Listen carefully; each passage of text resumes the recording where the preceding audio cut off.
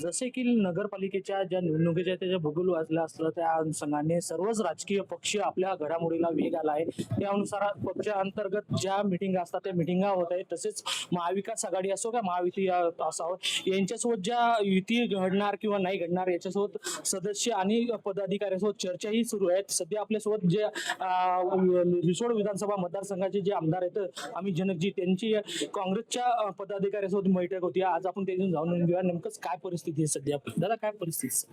विठ्ठल दादा, आपल्या वाशिम जिल्ह्यामध्ये 5 ठिकाणी निवडणूक होत आहे. 4 नगरपालिका आणि 1 नगरपंचायत.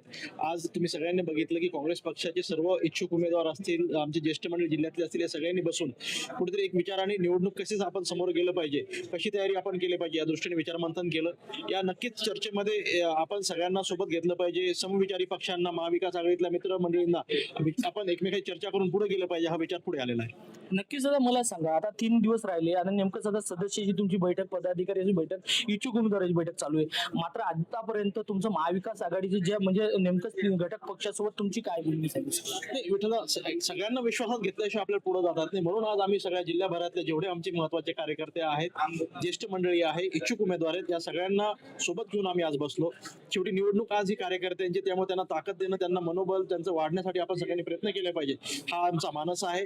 सगळ्यांना एक विचाराने लढत आपले जे काही आज आपण परिस्थिती बघतोय की जे शासनकर्ते आहेत या सगळ्यांना जर आपल्याला तोंड द्यायचं एकत्रित येऊन आपण पुढे गेलं पाहिजे असं म्हणणार मी आहे. नक्कीच. आता मला सांगा, 10 तारखेपासून जे उमेदवारी अर्ज भरण्याची आता तारीख आलेली आहे. अनेक इच्छुक उमेदवार आपले अर्ज भरणार आहेत. मात्र त्याच्याकडे पक्षाचं महाविकास आघाडी किंवा महायुती यांच्यात जे आता युती झाल्या नाहीत, पण नेमकंच आता समोरचं नेमकंच कोणत्या वार्डातून कोणत्या सदस्याला काय भेटणार, याची एबी फॉर्म कोणत्या पक्षाकडून मिळणार याची अजून तयारी नाही. त्यामुळे अवघे कमी दिवस राहिले, त्याच्यामुळे तुम्हाला काही अडचणी येणार. आम्ही आता स्थानिक आमचे शहराध्यक्ष असतील किंवा आमचे स्थानिक प्रत्येक नगरपालिकेला आम्ही निरीक्षक डेप्यूट केलेले आहेत, त्यांना सर्वाधिकार आम्ही दिलेले आहेत. स्थानिक आजपासून ते तिथले चर्चा करतील, स्थानिक जे काही आपले मित्रपक्ष आहेत त्यांच्याशी ते चर्चा करतील. वार्ड वाईज त्यांना म्हटलं तुम्ही चर्चा करा, कुठे मागे पुढे व्हायचं जर असेल तर आपल्या कार्यकर्त्यांचा मान सन्मानाचा विचार करून आपण तो निर्णय घ्यावा असे अधिकार आम्ही आज त्यांना दिलेले आहेत. नक्कीच. हे होते आपल्यासोबत रिसोड विधानसभा मतदारसंघाचे आमदार तसेच जिल्ह्याचे जिल्हाध्यक्ष काँग्रेसचे.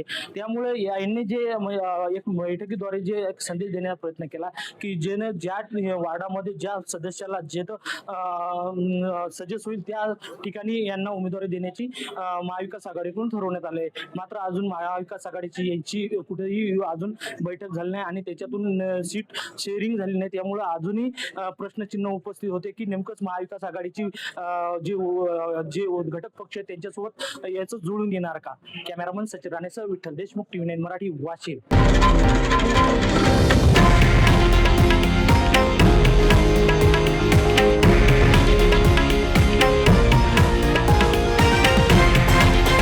हे आहे देशातील नंबर 1 न्यूज नेटवर्क आणि आपण पाहत आहात TV9 मराठी, एकमेव.